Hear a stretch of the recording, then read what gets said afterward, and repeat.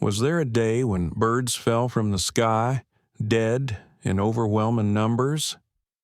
Back in 1978, in a small town in Texas, thousands of red-winged blackbirds tumbled from the clouds, lifeless.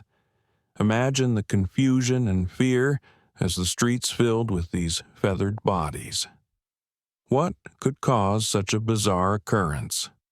Some said the birds were poisoned. Others believed it was from a shock wave or loud noise.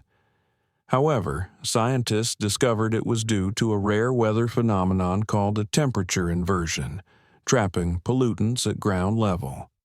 Does this eerie event hold more mysteries? This isn't just a story of fallen birds. Nature often hides secrets that stun us.